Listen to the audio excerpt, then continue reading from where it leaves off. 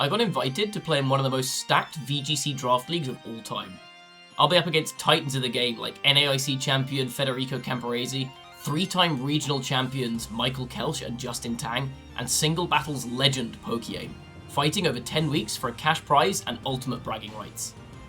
Welcome to the MDBL.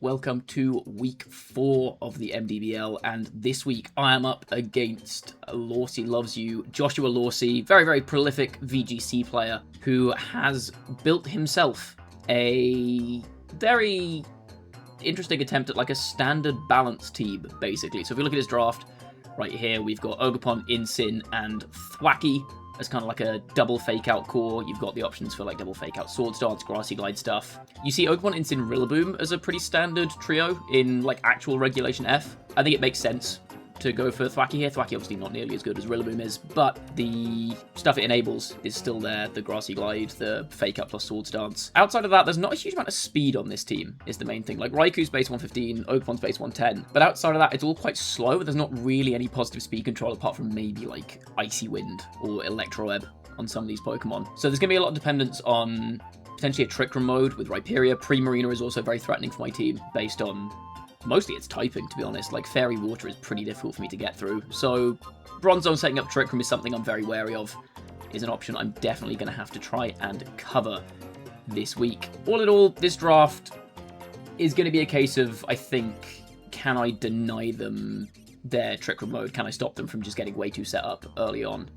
Because I have more immediate damage than they do, but the potential for them is to get Primarina in position and then just kind of slow me down, win the longer game, I think. So let's have a look at what I have brought this week then.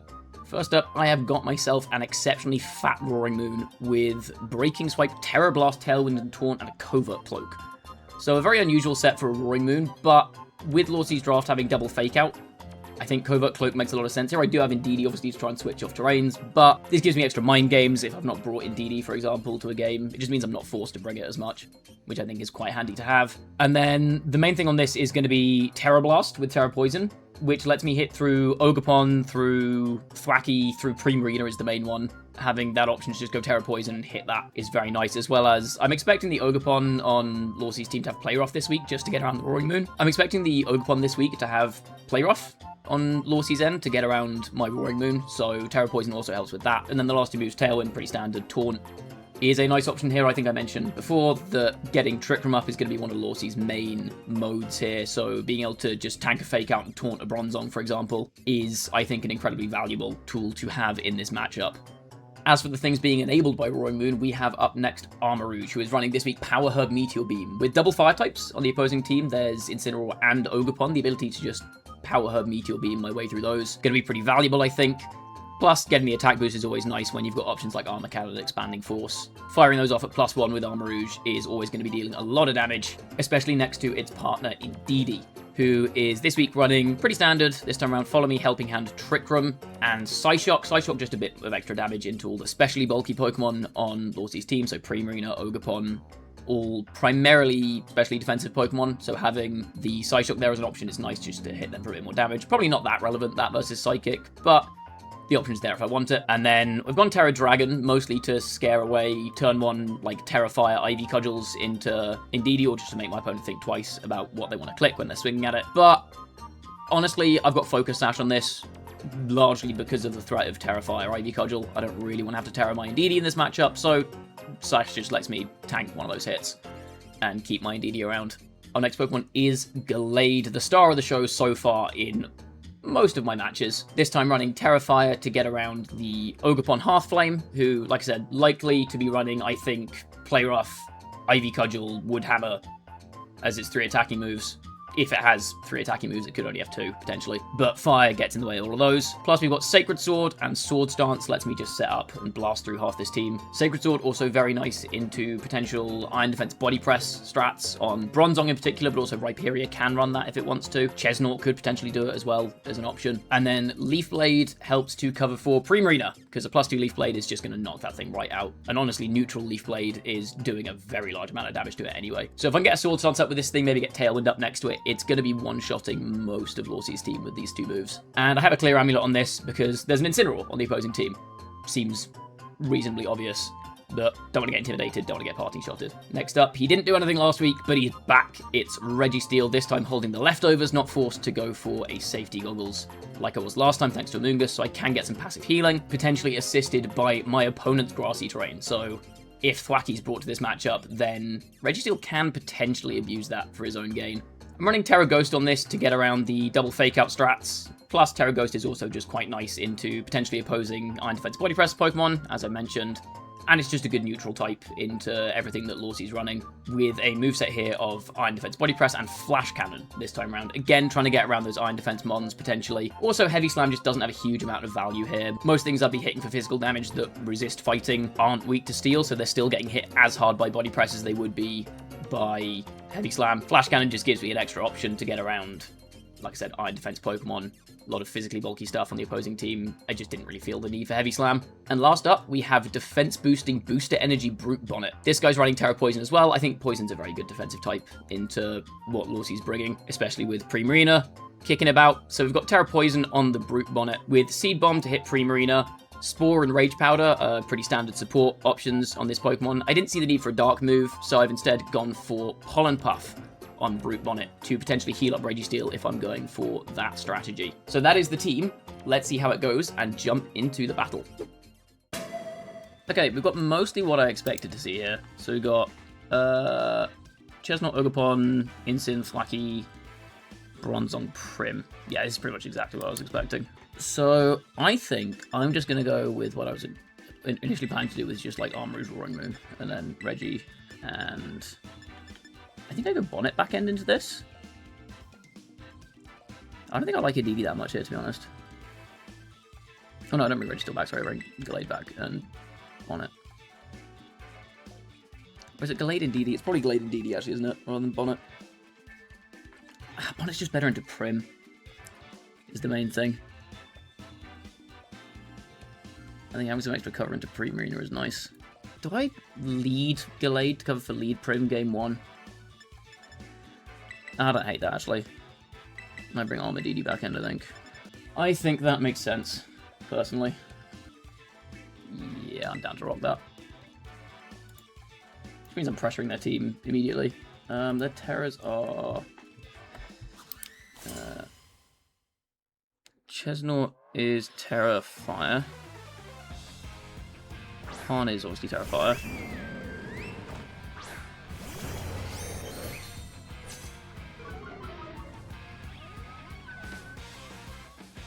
Prim is Fairy. Okay, that's super nice for me, actually. Probably should have read these whilst I was on Team Preview, but whatever.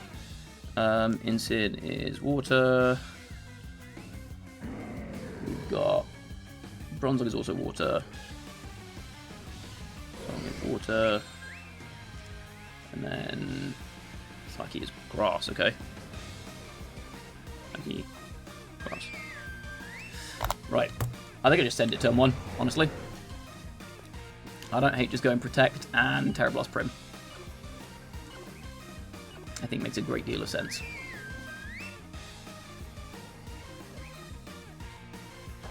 I suspect this might be Specs on Prima.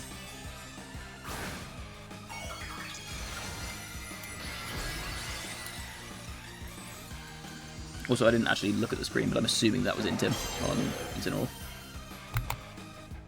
Gallade Protect. Should we fake out Gallade? Okay, they don't Protect.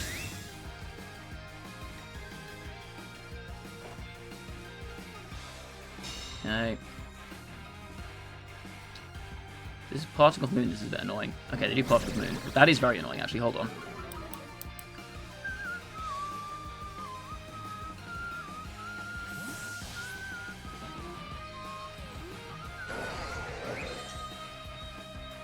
Okay.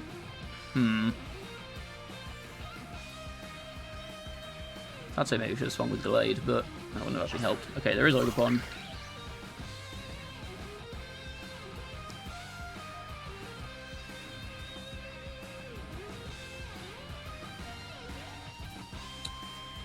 I think I go Tailwind here, right?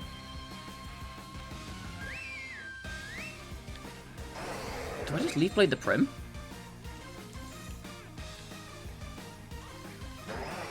I don't think I mind too much if they follow me here. So I'm just going to Leaf Blade to get damage on Prim. I think.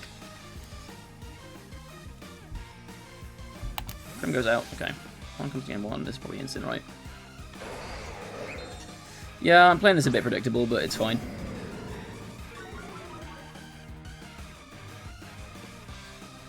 Yeah, it's the Intim. Okay, they're not going to go Terra Fire. That's fine, I think.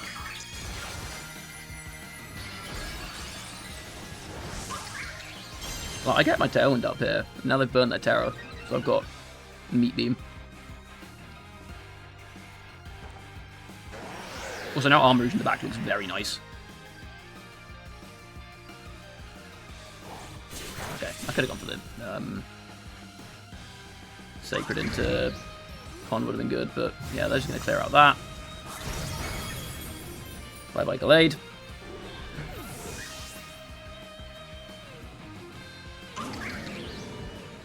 Okay, that's got Protect.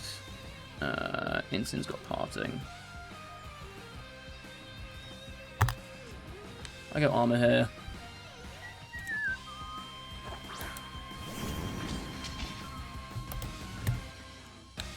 I think I just switched an Indeedee and Meat Beam the Instant, right?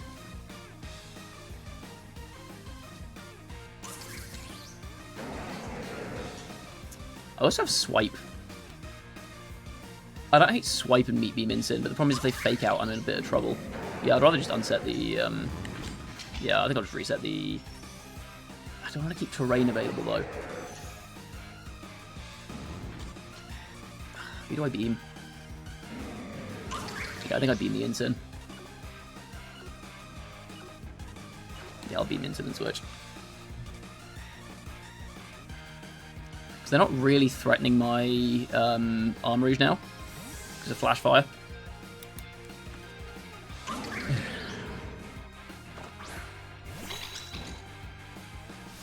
Like, I'm pretty sure it's going to be Thwacky back end, right? Ooh, you love to see that. Okay. Meat Beam.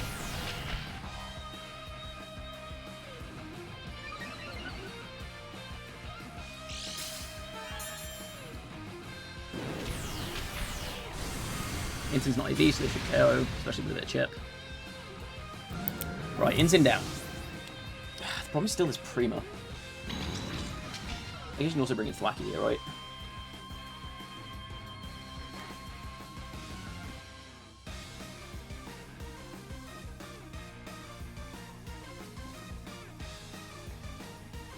I think it was Prim.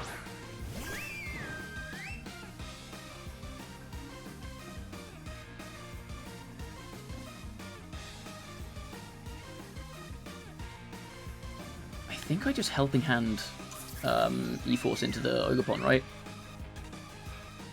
Like, Pond can switch into... How much is Helping Hand E-Force doing to Prim here?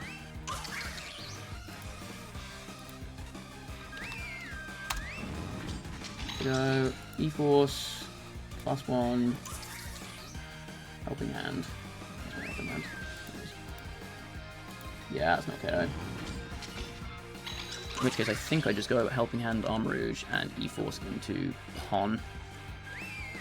Yeah, this is going to be Thwacky.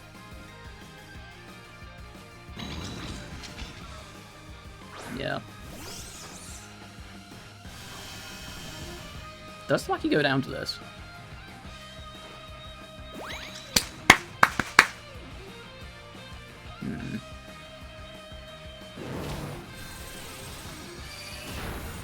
Doesn't. Okay, that's a bit annoying. Hyper. You get Rouge. Okay. That Life Orb? Yeah, okay.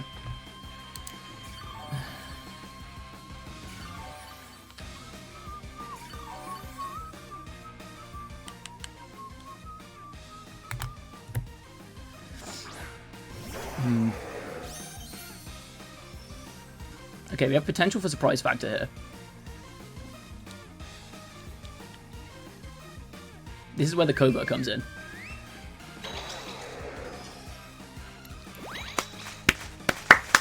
Show me no protect, show me fake out into Moon. There it is. There it is.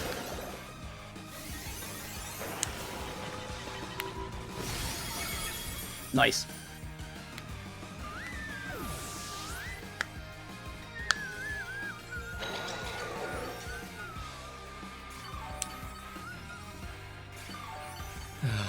DD Sash being gone here is annoying. And with Tailwind, that's just so irrelevant.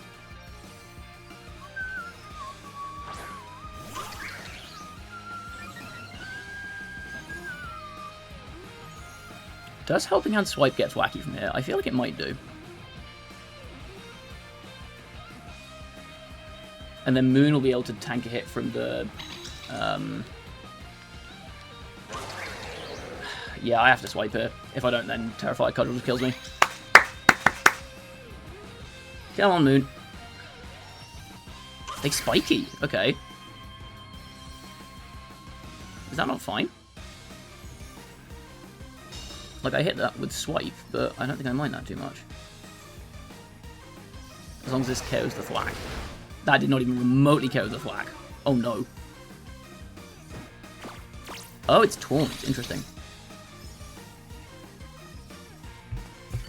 Right. You got Fake Out. You got Taunt. One's got Spiky. It's got Ivy Cudgel, obviously. Okay.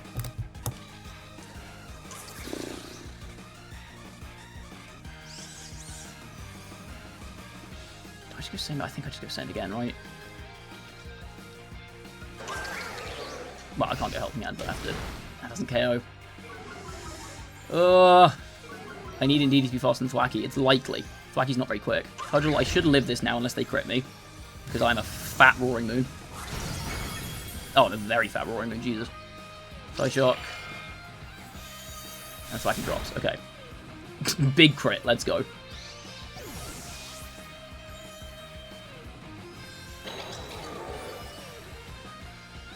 See, another one of those KOs me. I think what I go for here is I actually go, Two turns of Taunt. Okay, that's annoying. I'll go Psyshock here, and I will... I don't have to Protect. Wait, hold on. I can't Protect because I don't have it.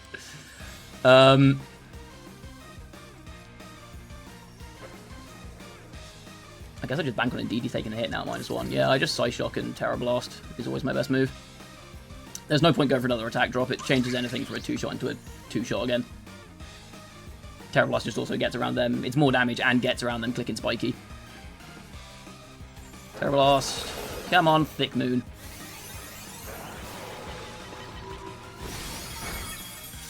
Ah, it's going to be close. Yeah, they're going to Cudgel my Moon. Presumably. Yeah. I think Indeedee should be able to take a hit here. In which case, Psyshock should be enough. Will it be enough? Psyshock.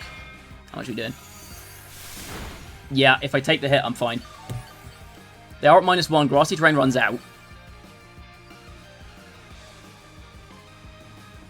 I'm like max bowl on this Indeedee. They need to crit me this turn. If they don't crit me, I win. Come on, Indeedee. Hold on for me. Come on. Indeedee, let's go! That was a tense game one. Oh, Covert Cloak, Poison, Terra Blast, baby, let's go. You love to see it. Okay, and it was Thwacky game one as well. Did we see an item on Thwacky? I'm presuming it's Eviolite. It's definitely Eviolite. It took hits way too well. Eviolite. Instantly didn't see an item. We saw Life Orb.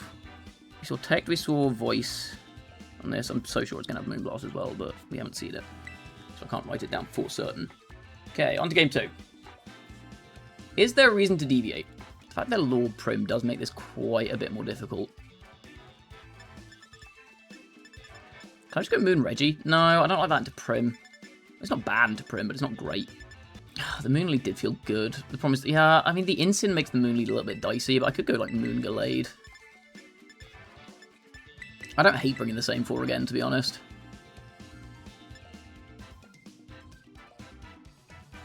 I could leave Moon Armor. But again, that's a little bit dicey into the Prim. Yeah, I don't hate this.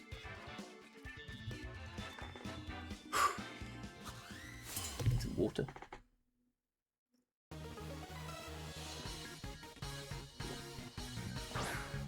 You're in Pond. Okay.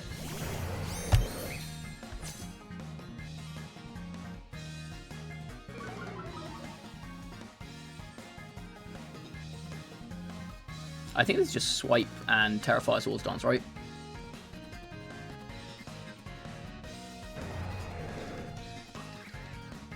Like, Swords Dance puts me in such an insanely good spot. I think.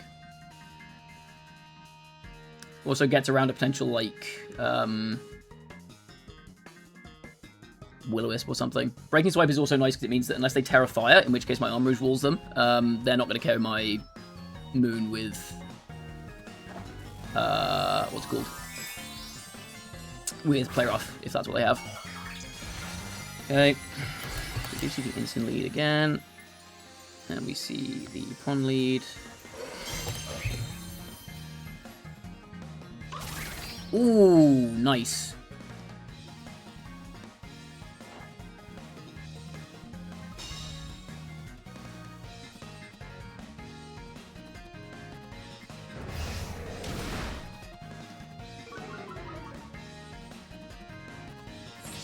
Dance. I'll be honest with you, I was real tempted to go for Taunt into the Ents in there, but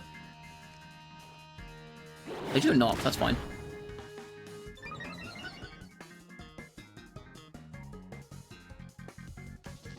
I'm not Sharpness. I need to actually make sure I put the right abilities on things. Do I not have Sharpness in my... Oh, I don't. I'm so stupid. I need to stop doing this. This one's just actively bad for me, because now my Sharpness boosted moves are just the same damage as my regular moves. This is just... I'm so dumb. I need to stop doing this. Prim comes in. I'm such a dipshit. This is actually horrendous. That's so much damage, though, Jesus. Yeah, I could have gone for Taunt there into the Incin. I haven't revealed Taunt yet. I can't believe I didn't put fucking Sharpness on my Gallade. Oh my god.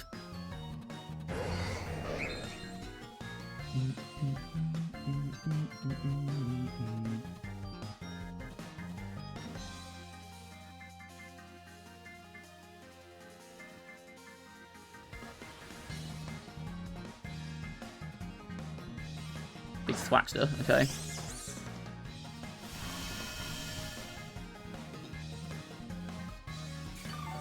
And this feels like a pretty easy Roaring Moon switch here, right?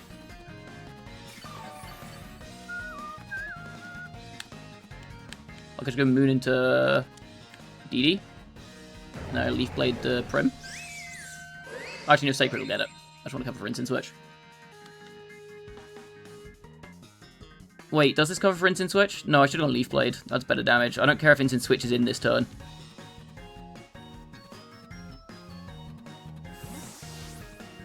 But, like, if Instant Switch is on the Thwacky slot here, -2 probably won't pick up the Prim.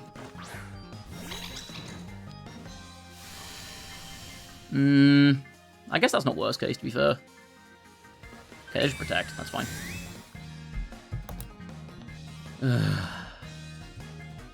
Sacred hits nothing. It's fine.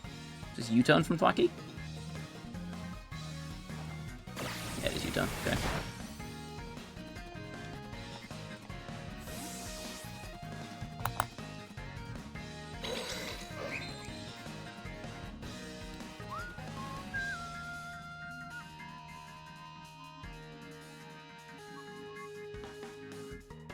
Hon comes in. Okay. I am wondering. I'm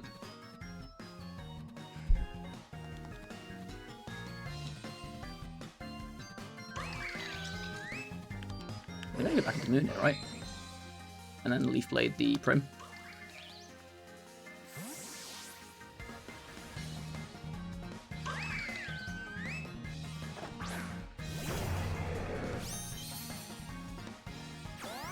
They do have follow me, okay.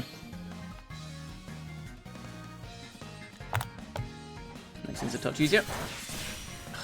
Man, that's fucking sharpness. Hyper, I'll just kill delayed, but I don't care about that at this point. That's just so fine. Crit on Moon is like, whatever.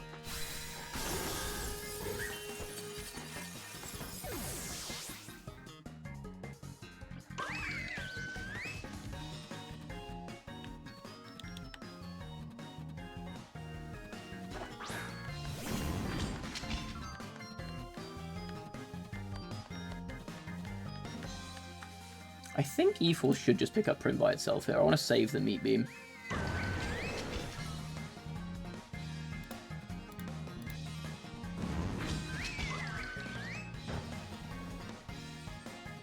Right. E-Force, that's what I'm going to I also don't want this one. Yeah, regular Expanding Force is doing like a third. That's fine. I'll swipe and I'll just E-Force the Prim.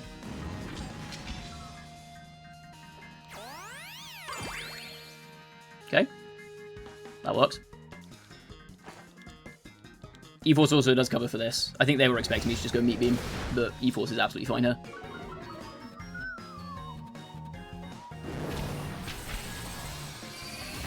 Yeah. Alright, that should be game now, I think.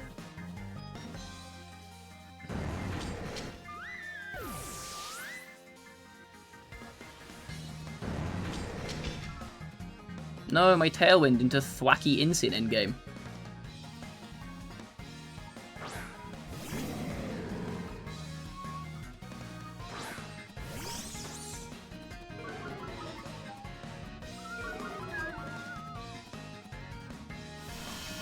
Back you go, Grassy Surge, fine.